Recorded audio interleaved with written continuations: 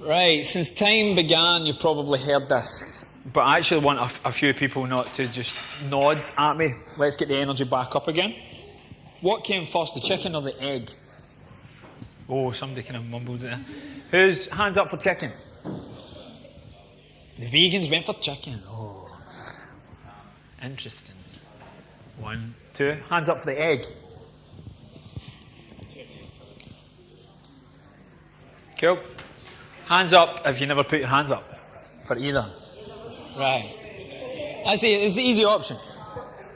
What one are you most leaning towards? Let me hear the chicken. Don't make the noise, just say chicken. Chicken? Say egg if you think it's an egg. So I think we've got more chickens than eggs. Okay. It's irrelevant. The people that never put their hands up are actually quite right.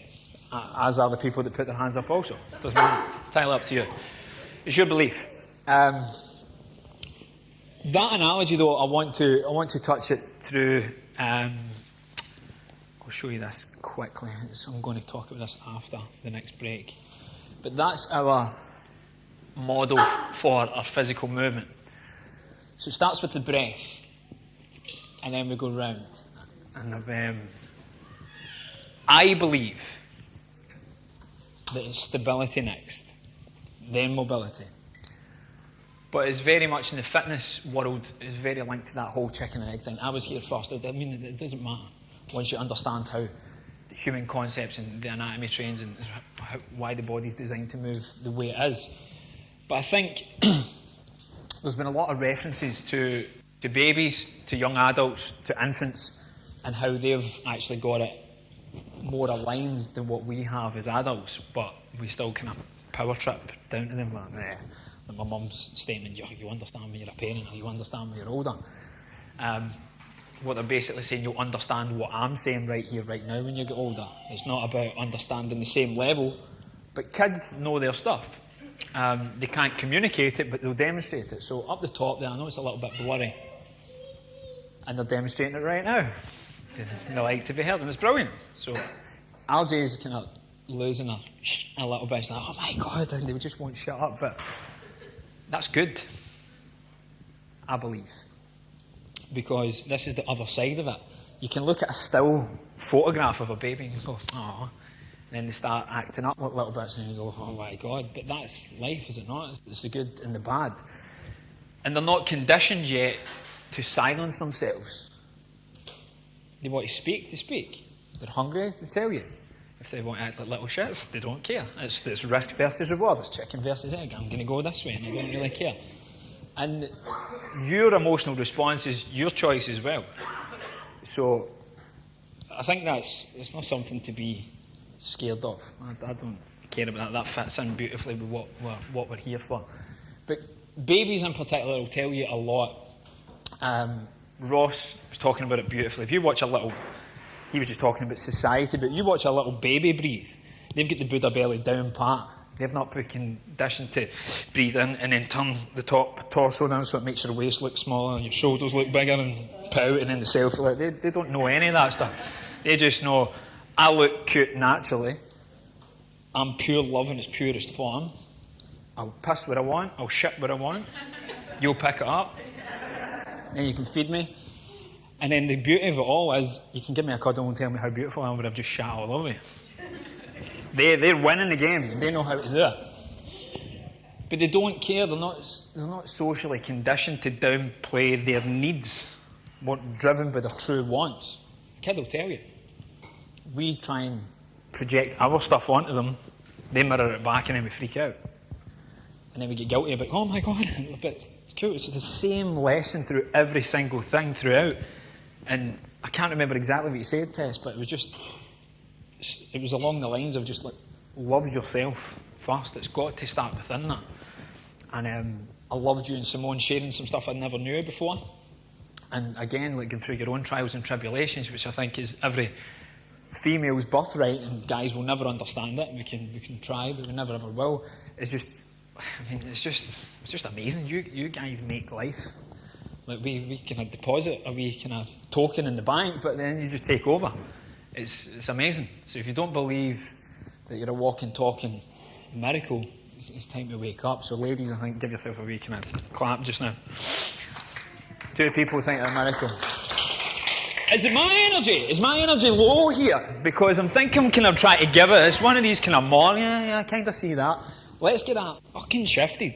I mean it, guys. We don't wait until death or illness or injury or all that. Oh, but I better step up and start enjoying life again. You've valued your... Some of you have spent $500 to get here. Start fucking enjoying it. Give me something back here, right? I'll give you everything I've got, but it needs to go both ways. Martin spoke about it as well. So call me on it. If I'm a bit flat, tell me. I'm not going to go into a corner and cry. I'll up my game. So if I ask a question, I'll be better if I get an answer. Is that fair enough? Yes. There we go. First test. Well done. Right. So the babies, okay, first thing they'll do is they'll roll. Okay, and we're going to talk about this in a more adult form after. But they'll roll. Once they roll, they then sit.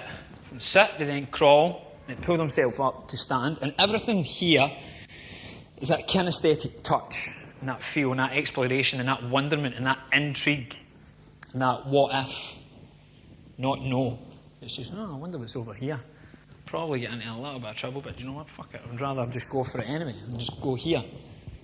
Cruising along, supported walking, they've no problem asking for help. Sometimes a wee bit too much. Standing on their own 2 feet and then walking their path. Come on, take my hand. I'm not saying neglect your kid and let them run across the road or anything like that, but they are figuring their stuff out. So be close to them. It's similar to what I spoke about with the guys earlier. If your female's going through some stuff, shoulder it. Don't take it off. Don't even offer. Especially at certain times of the cycle. Don't. Just intuitively know. Just be there, and then just know that she's going to step into her power and do it herself. Your kids are the exact same. We're all wired the same way. It's to grow within ourselves, in alignment with our values. So if someone is charging you, what the real charge is the fact that they aren't sharing the values that you're trying to project onto them. But why the hell would we? Because as humans, if somebody's trying to go like that to you, you go, that's why diets don't work. I don't want you to eat that. Eventually, you're going to go and do it. Don't think of a bulletproof coffee. Some people might not even know what that is, but right now you're probably thinking of a coffee cup and a gun beside it or something like that. You're picturing something based on your previous experience. So if I tell you not to do it, it doesn't work. The brain doesn't hear that. It bypasses the not and it goes for the image. But the image, it goes and calls on the memory reserves and brings all that stuff up. But if you've been attached to a certain memory for a long period of time, there's, at the end of an experience, there's emotions and feelings. So when you pull that out the vault, up, that's what we talk about bringing up. It's bringing up some stuff for me, because it's attached. So be wary of that, because chemically, neurochemically, your brain can't distinguish the difference between what happened to you when you were 5 years old, what happened to me yesterday with the Audi TT car, or what's happening right here. It's the same. You're living in a past body and you're releasing the same chemical response. So you can never grow beyond that if you're stuck in a familiar past. So you need to detach and get in there. So that's why I love watching. We say it all the time with our dog. I was like, I wonder what he's thinking. I would love to know what goes on in there. Because he's the biggest kid I know, actually. You can just see it. You see him kind of looking, going, there's all this free space. He's trusted me to let me off the lead. Fucking idiot. I'm off. He's going to shout, might give me a wee snap in the nose. Do you know what? I'm going over here because there's smells and that's more appealing to me. And what he's saying is the value of freedom, ironically one of my biggest ones, and I'm trying to inhabit it in someone else because of my own insecurities of what could happen if you were free. You're just mirroring that back. He's like, no, you can stay scared. I'm going to go for it. I'm going to go and see what else is here. I'm going to experience it all. I'm going to try and sniff somebody else's bum, sniff what they've left behind. I'm going to pee in this here. I'm going to pee in every single thing that moves. I'm going to touch. I'm going to go here. I'm going to jump up. They're going to experience it all and more. I think there's something to learn in that. And the kids are the exact same. So the reason why I think stability is first, because What's not included here is what, well, mothers tell me, what's the first thing a baby stabilises? What's the first thing a baby stabilises? For what reason?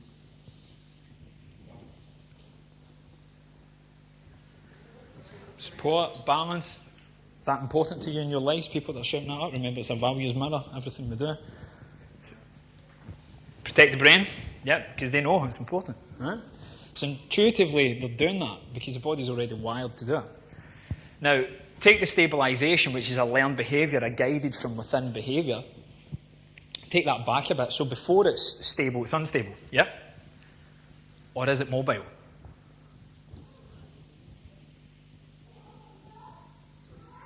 This is the whole chicken and egg thing. I think personally it's unstable. I think they're just floppy, fleshy matter that have just turned up and just went, hug me, cuddle me, bathe me, feed me, change me, and repeat. And don't get annoyed. And repeat, and repeat, and repeat. I think they're just there. And then eventually, because every human likes being nurtured, we like being looked after. And eventually, though, it stunts your growth. You know, you've got to get to a point where you go, I've got this. So don't be scared to set people free. Henke is a constant lesson for me, more so Sam. She freaks out about him, but he's more patience for me once, because I'll set you free, buddy, and then he'll take that a little bit too far. Don't believe that. Disclaimer. Any of his PCA people in here, it's love, tough love. He's constantly teaching me that. There's a blog that I've got on my Gate to Life website. 15 things, 15 daily lessons taught to me by my dog. Have a read on it. I think you'll resonate with this here. So for me, stability comes first. And once we're stable, once they're there, then all of a sudden they go, I can see this stuff. I've crawled up and down there. Oh, whole new world over here. And then they go over there and then they start looking over. Well, they won't move there straight away, but they'll be going there and that goes in the bank. And you go, cool. As soon as I can coordinate and correlate this further down here, I'm coming after you. Oh, and they've got all this stuff away over here. And then once they eventually start moving towards it, they just constantly repeat. And there's just that intrigue and that stuff there. We've forgotten that. Gate to Life people, how easy is it to crawl as an adult? And you can shout at Grace at this point. How enjoyable is it? No, it's an unlearned behaviour. It's one of the first things we did as an infant, breathe first and foremost. We've forgotten how to do that. We need a physio to come in and remind us. Crawling's the same. But it's just that feedback coming through the body. And we love that. We've got to incentivise adults to get to the gym. People come to me, that's why I don't feel as if I've ever got a sales pitch here. What am I selling you? Your God-given right to buy back your health?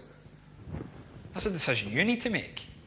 I'm here to assist you if you want, because contribution and connection is big for me, but at the end of the day, it's entirely up to you.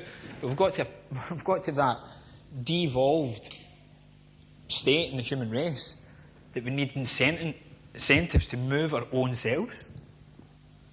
So after the guys have did the black roll presentation, can we please, after every single presenter that comes up that follows for the rest of the day and tomorrow, don't wait on me. I'll not treat you like my dogs, and I treat my dog. I treat him very well, love him. And I won't treat you how I've been treated from my parents, and I won't treat you how I think you treat your kids. It's nothing to do with that. Empower yourselves. If you want to stay seated, but know the consequential impacts that has in the body, and how that then, because then you just have it stuck. And Simone tentatively said it, but I wholeheartedly agree. If you've got pain in your physical body, it's the last-ditch attempt at the soul to wake the brain and the body up, to say, be grateful you're alive. Start making a link of the default value of health into your subjective values and see how that is the fuel source to do all the stuff that you actually care about. So don't wait for incentive. Wake up with a great attitude, which is just concise into gratitude, and be thankful. Don't wake up, and as Joe Dispenza talks about, you wake up and you go, all right, oh, that's right, I've got to do this, and oh yeah, that's right, I've got that big meeting, and then I've got that meeting after that, and then that guy, and oh God, my boss, oh, that's right, I'm the guy that worries all the time. And then you take 5-10 seconds in your waking day to reaffirm the guilt or the shame or the busyness, to remember who you are. So for the first 2 minutes of your day, make a deal with yourself that your brain is looking out for you, right? He's familiar, right? Family, he's looking after you. But he tells you lies to keep you safe. Same way some of the stuff that we've got from the wives' tale stuff that mums hand down through the generations. Oh, don't eat that, that'll make your teeth fall out. Don't eat that. Says who? Probably won't. Right? So don't listen to your brain. Be smarter than your own brain. Right? First 2 minutes he's telling you lies. He wants you to stay chilled. We don't step up. We don't deliver talks. We don't try and stream it all over the world. You just do that and sit beside Facebook for a couple of hours and like a few posts and copy and paste something for someone else and put it there with a few emojis and pass it off as your own. That's what we do. Don't you come up with your own research and your own stuff. He just wants to keep you safe. Have the stability in yourself to be mobile enough to set yourself free. That's women taught me that. Give her a clap.